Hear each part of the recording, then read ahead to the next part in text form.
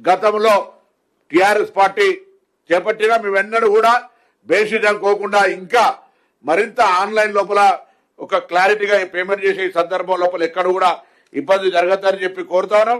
దీని మీద హైకోర్టు మధ్యంతర ఆదేశాలు ఇచ్చింది. డివిజనల్ బెంచ్కి అప్పీల్కి వెళ్ళి ఎక్కడ కూడా న్యాయపరంగా ఇబ్బంది లేకుండా భవిష్యత్తులో కళ్యాణ లక్ష్మి షాదీ ముబారక్ ఎంతమంది పెళ్లి చేసుకుంటే అంతమంది అర్హత వాళ్ళందరికీ ఏ విధంగా అయితే మిగతా కార్యక్రమాలు ఇస్తా ఉన్నామో అన్ని కార్యక్రమాలు ఇస్తామనేటువంటి మాట మరొకసారి ఖచ్చితంగా తెలంగాణ ప్రభుత్వ పక్షాన్ని తెలియజేస్తాను. అందుకే చెప్పిన ప్రభుత్వం తరఫున న్యాయపరంగా జాప్యం జరిగిందా, అధికారుల సమాచారపరంగా జరిగిందా, దాని మీద విచారణకు ఆదేశిస్తా ఉన్నాం.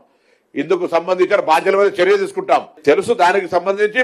అందుకే నేనేమంటున్నా, దానికి సంబంధించి అందుకే అవన్నీ గురించి నేను న్యాయ స్థానంలో ఉంది కాబట్టి అంత డీటెయిల్ గా నేను పోవట్లే. కానీ నేను ముందు మీకు చెప్పినప్పుడు మీరు చాలా స్పష్టంగా చెప్పిన మా అధికారులు కానీ SC ST BC minority welfare కు సంబంధించిన వాళ్ళు కానీ లేదా న్యాయపరంగా ఈ శాఖలను సమన్వయం చేయాల్సినటువంటి అక్కడ ఉన్నటువంటి బాధ్యులు కానీ ఎవరి లోపం అనేది గౌరవ ప్రభుత్వం తరఫున దాన్ని విచారణ చేసి అందుకు బాధ్యులైన మీద చర్యలు తీసుకుంటామని స్పష్టంగా చెప్తా ఉన్నా. దానికి అరే నేను విచారణకు ఆదేశించాలని ఇప్పుడు నాకు ఓకేనైనా తప్పకుండా రెస్పాన్స్ బాధ్యతగా దాని మీద వ్యవహరిస్తాము. నేను ఇప్పుడు లాస్ట్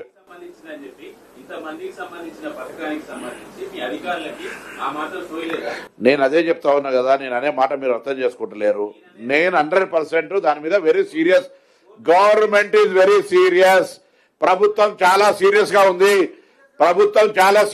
ఉంది. అరే నేను అందుకే 4 సార్లు అవకాశం ఇచ్చిర్రా, 5 సార్లు అవకాశం ఇచ్చిర్రా. కౌంటర్ ఫైల్ చేయకపోవడానికి గల కారణం న్యాయవాదుల తప్ప అధికారుల తప్ప. తెలిసిన తర్వాత యాక్షన్ తీసుకోకపోతే యూ కెన్ ఆస్క్ క్వశ్చన్.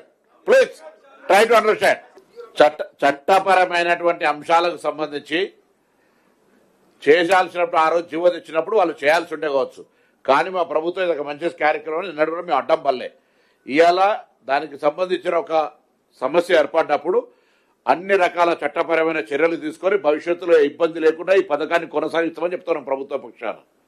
జరిగిన దానికి ఎందుకు బాధ్యత, ఎవరు బాధ్యులైన అంశం మీద విచారణ చేస్తూనే పైన కోర్టుకు అప్పీల్ చేస్తూ న్యాయస్థానంలో న్యాయంగా మేము మా యొక్క కార్యక్రమాన్ని కొనసాగించే విధంగా ఆదేశాలు తీసుకొని ప్రభుత్వం తరఫున ఆ న్యాయస్థానానికి వివరించి ఈ కళ్యాణ లక్ష్మి షాదీ ముబారక్ కాకుండా చేస్తాం. నేను అనే పాయింట్ ఏంటంటే మాకు ఎటువంటి ఇక్కడ దురుద్దేశం లేదు. కానీ ఒక స్టేను ఆధారంగా చేసుకొని గల్లుల రోడ్ల మీద వారి ధర్నాలు చేస్తున్న నాయకత్వాన్ని అడుగుతా ఉన్నా. మీరు చేసినటువంటి లోపభూయిష్టమైన చట్టంతో కదా ఇలా ఆయనతో ఒక స్టే దొరికింది.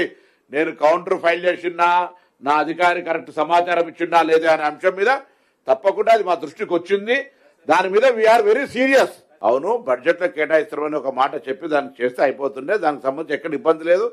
అన్ని పైన కోర్టుల లోపల దానికి సంబంధించి సానుకూలంగా వీలైనంత తొందరలో ఆ ఆటంకాన్ని తొలగించుకొని ఇంకా నిర్విఘ్నంగా ఈ కార్యక్రమాన్ని కొనసాగిస్తారని మనవి చేస్తూ రేపు సాయంత్రము 18వ తారీఖు 376వ జయంతి సర్దార్ సర్వాయి పాపన్నది. బహుజన ఆ రోజు కొడితే గోల్కొండ కోటనే కొట్టాలన్నటువంటి బహుజన నాయకుంది. ట్యాంక్ బండ్ అమరవీరుల స్తూపం పక్కన విగ్రహావిష్కరణ ఉంది. గౌరవ ముఖ్యమంత్రి గారు, ఉప ముఖ్యమంత్రి గారు, పిసిసి అధ్యక్షులు, సహచర మంత్రులు, ఎంపీలు, ఎమ్మెల్యేలు, ప్రజాప్రతినిధులు, ప్రజలందరూ కూడా బహుజన వాదులందరూ కూడా పాల్గొని జరిపేటువంటి సభలో అందరూ కూడా పాల్గొనాలని విజ్ఞప్తి చేస్తా ఉన్నాను. మీ అందరూ కూడా, ఎందుకంటే ఈ ఉద్యమ స్ఫూర్తి పక్కనే మొన్న జ్యోతిబా పూలే, సావిత్రిబాయి పూలే విగ్రహావిష్కరణ చేసుకున్నాం. పక్కనే ఈరోజు సర్వాయి పాపన్న గారు చేసుకుంటా ఉన్నాం. పక్కనే కొండలక్ష్మణ్ బాపూజీ ఉంది.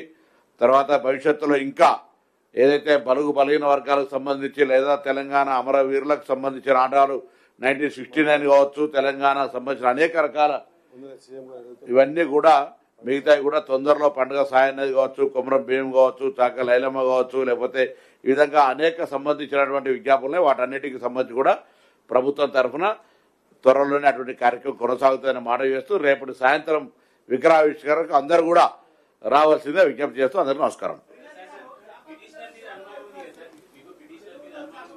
అనుమానం లేదు, నేను మళ్ళీ చెప్పిన ఎప్పుడు పిటిషనర్ నేను పిటిషనర్ అకౌంటబుల్ నేను ఎప్పుడు చెప్పలే అట్లా. సారీ టు సెప్ అవును అదర్ పిటిషనర్కి అంతా ఇప్పుడు లార్జర్ ఇంట్రెస్ట్ ఆయనకి ఏదైనా ఎవరికో వ్యక్తిగతంగా లాభం జరుగుతుంది అనుకుంటేనో ఎవరికి ఇది ఒక మనం జనరల్ ఊర్లలో సామెత చెప్తాం, పెళ్లి చేసి చూడు ఇల్లు కట్టి చూడు అనేది. అటువంటి గవర్నమెంట్ ఒక సపోర్ట్ చేస్తుంది. ఇల్లు కడుతున్నాం 5 లక్షల రూపాయలతోటి, పెళ్లికి ఇన్ని పైసలు ఇస్తా ఉన్నాం. దాని మీద వ్యక్తిగతంగా పిటిషనర్కు ఏదైనా మోటివ్ లేకపోయేది ఉంటే ఆయనకు వ్యక్తిగతంగా నష్టం జరిగేది ఏం లేదు కదా. ప్రభుత్వ ఖజానా గురించి అంత సీరియస్ అయితే so many issues are there. తప్పకుండా చట్టబద్ధత కాదు, దానికి తీసుకోవాల్సిన మొత్తం షీల్డింగ్ అంతా కూడా చేస్తాం. భవిష్యత్తులో ఎవరైనా మళ్ళా ఎక్కడైనా 10 ఏళ్ల తర్వాత 20 ఏళ్ల తర్వాత ఎవరైనా వస్తే కూడా తొలగించలేనటువంటి న్యాయపరంగా చిక్కులు లేని విధంగా చేస్తాం.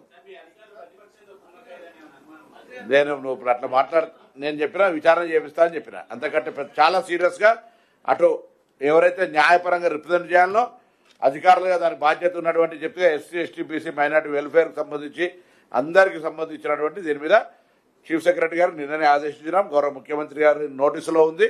తప్పకుండా ఈ అంశం మీద వీఆర్ వెరీ సీరియస్.